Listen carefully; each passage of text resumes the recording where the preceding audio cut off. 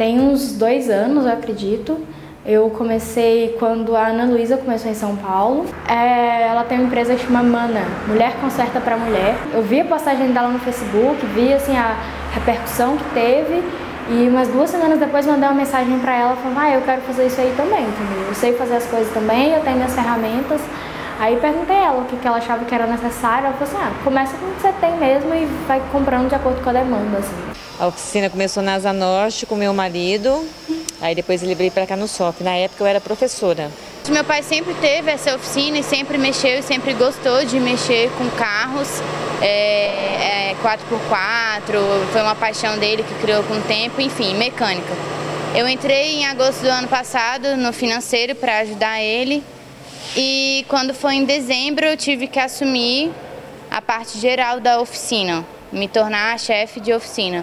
Aí eu saí da escola, estava sem fazer nada e resolvi vir para a oficina para cuidar da parte administrativa. Aí quando foi esse ano que eu comecei a vir na parte de braço mesmo, né, botar a mão na massa. Eu tinha alguma noção só de ouvir conversas, né, porque a gente vai para uma trilha, vai para um rally e assim, praticamente só eu de mulher, maioria homem. E eles ficavam falando só de carro, de motor, não sei o que, de tanto ouvir você vai aprendendo alguma coisa. Eu tive que assumir porque em dezembro meu pai faleceu e aí ele que cuidava da oficina e não tinha mais ninguém. Então eu decidi por mim mesma e falei, mãe, eu vou assumir. E ela falou, eu vou te ajudar, então a gente veio. O que tem, tá achando? No Distrito Federal, as mulheres representam mais de 50% do total de habitantes. Além disso, quase 30% delas são responsáveis pelos domicílios que moram. Então, para chegar na Rotam, primeiro eu ingressei na Polícia Militar do Distrito Federal em 2006. Fiz 3 anos de curso de formação de oficiais. Saí do curso de formação de oficiais em 2009, início de 2009. Trabalhei no 3º Batalhão, que é o Batalhão da Asa Norte. Em 2010, eu me inscrevi no curso operacional de Rotam. Passei 75 dias no curso, onde começaram 80 policiais e terminaram só 44, sendo 2 mulheres, eu e uma cabo, hoje cabo Luana.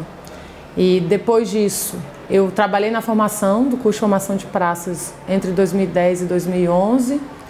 Passei 1 ano na Força Nacional de Segurança, rodando o Brasil. E desde 2013 eu vim para a Rotam. Eu vim para a Rotam como tenente, primeiro tenente. E hoje sou capitão na função de subcomandante do Batalhão de Rotam.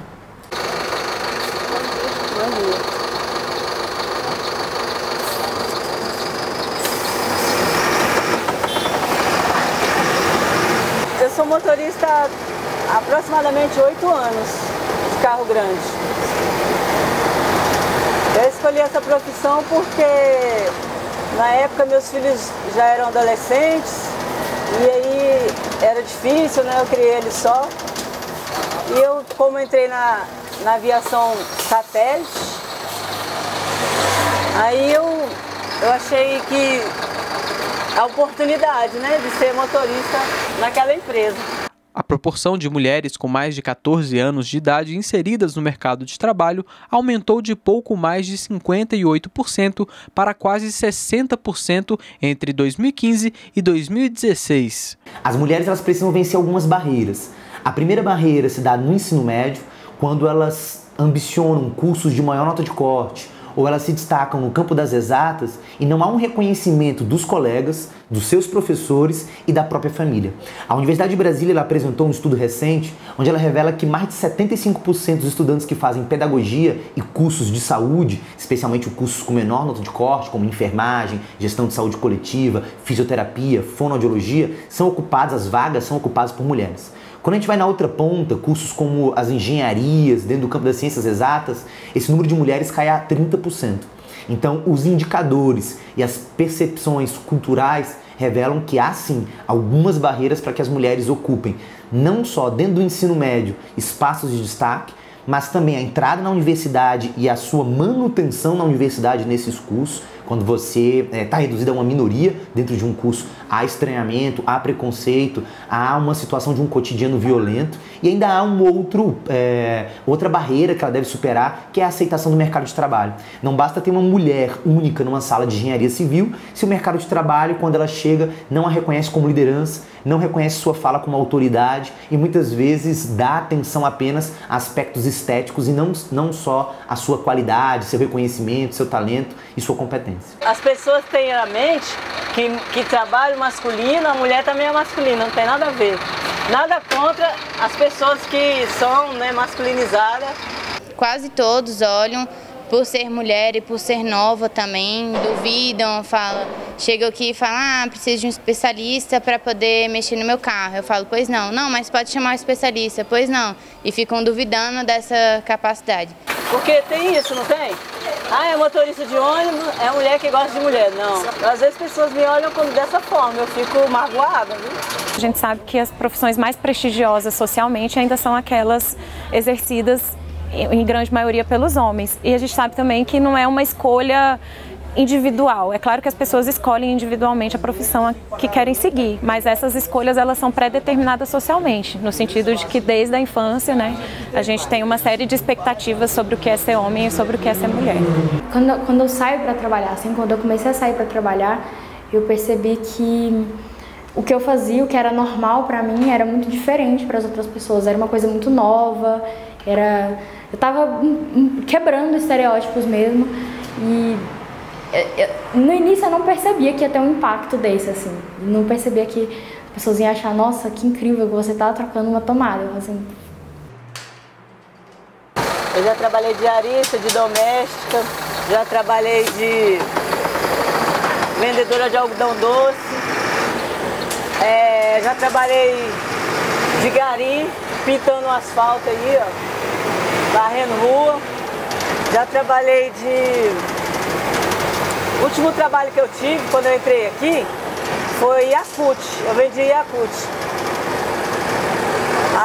Aí encontrei um instrutor da garagem, ofereci Yakult para ele. Aí falei para ele que eu tinha um sonho de trabalhar na empresa de ônibus. Aí ele foi... Tá próximo do relógio, né? Passa. Aí ele foi e marcou um teste lá para a turma na garagem e me incluiu na lista, né? Aí eu fui. Confio totalmente nela e acho que elas têm que ocupar mais espaço ainda.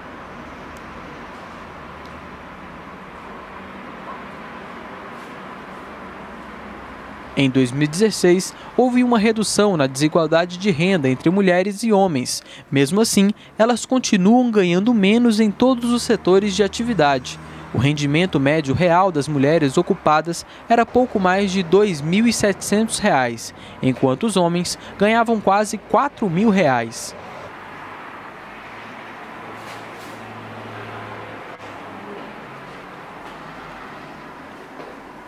Percebi que as amigas, as conhecidas, tinham necessidade de resolver as coisas em casa e ficavam enrolando toda a vida porque precisavam ter, dependendo do pai ou do irmão ou de um tio ou então de algum deles para estar em casa, para chamar um outro homem desconhecido para dentro de casa. E me chamando era muito mais simples porque eu ia lá e resolvia rápido, sabe?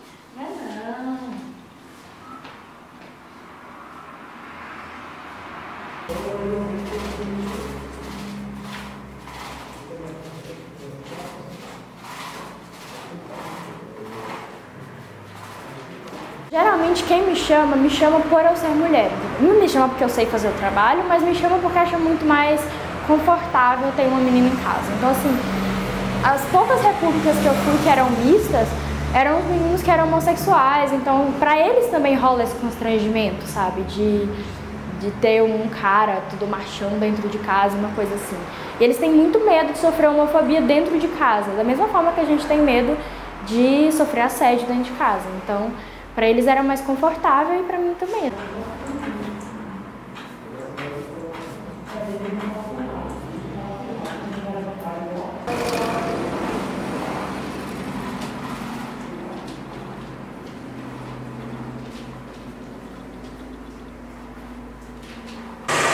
Vai entregar lá, ó, pro Emílio.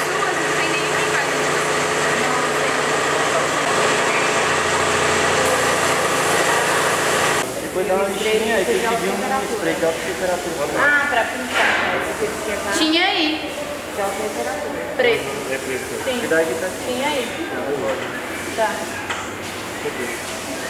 Ela manda mais que eu, apesar de eu ser a mãe dela aqui, mas ela que é a chefe. Quando tem um pepino grandão assim, quem resolve é ela, porque ela é mais brutinha. Acho que a mulher está aí quebrando o tabu e é isso, tem pessoas que têm preconceito, sim, infelizmente sim, mas acho que elas têm tudo para continuar, passar por cima disso e mostrar que a mulher também manda.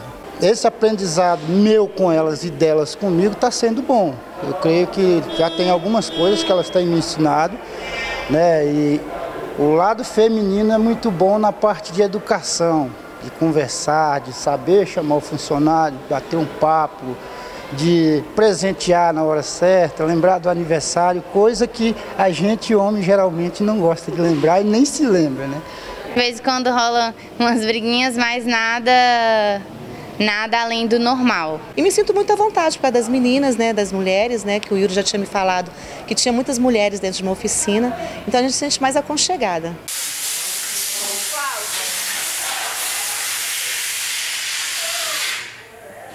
Então, dificuldades por ser mulher e estar na função de liderança numa instituição extremamente masculinizada, a gente sempre vai ter. O que amenizou, o que facilitou o meu comando, o meu subcomando aqui na unidade, é que eu vim para cá ainda como tenente, eu fiz o curso, eu provei que eu estou aqui por condições técnicas e não apenas pela função. Então, os policiais que trabalham comigo hoje passaram o curso de Rotan comigo. Então, eles viram que eu tenho condições técnicas de estar na função que eu estou hoje.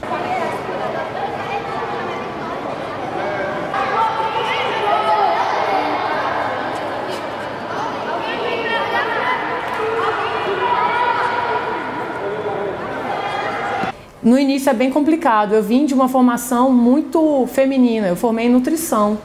Então, era uma área que só tinha mulher. E aí eu migrei para uma área que só tem homem, basicamente. Então, o efetivo de mulher na PM, na Polícia Militar, são 10% só. Então, é muito pouco, mas hoje eu me acostumei, a gente se adapta, O ser humano é altamente adaptável. Eu acabei me adaptando a um ambiente masculino. O empoderamento feminino é fundamental. Isso não é uma discussão menor. A discussão de equidade de gênero, de você ter os mesmos direitos entre homens e mulheres, é uma questão estruturante.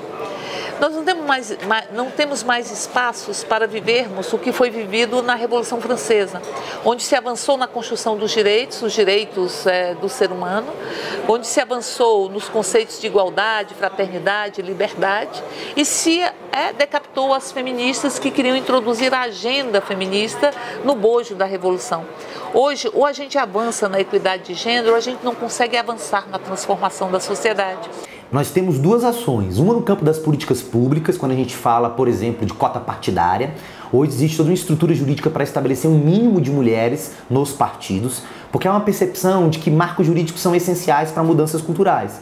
Então, quanto mais mulheres nos espaços de poder como o parlamento, hoje elas correspondem a menos de 15% no Senado e na Câmara dos Deputados, mais instrumentos jurídicos que correspondam à sua realidade. Mulheres, pensando pelas mulheres, têm uma facilidade maior de ser criado leis pertinentes à sua realidade. E uma outra ação se dá nesse ambiente que é a escola, que é a sala de aula. Quando você coloca um debate sobre gênero na sala de aula, você acaba trazendo discussões, você acaba desconstruindo processos que foram estabelecidos e edificados historicamente. Então, a perspectiva das ciências sociais são duas ações necessárias. Uma no campo jurídico, político, de representatividade, como as cotas nos partidos, e uma outra no campo do debate, do diálogo, que deve se dar e deve ser iniciado dentro do ambiente escolar, quando você estabelece a obrigatoriedade de matérias que estudam gênero dentro do ensino médio e ensino fundamental, desde cedo. As mulheres representam mais da metade dos eleitores brasileiros e ocupam pouco mais de 10% das vagas no Congresso Nacional. Apesar da participação feminina na política ter crescido nos últimos anos, o número ainda é muito desproporcional.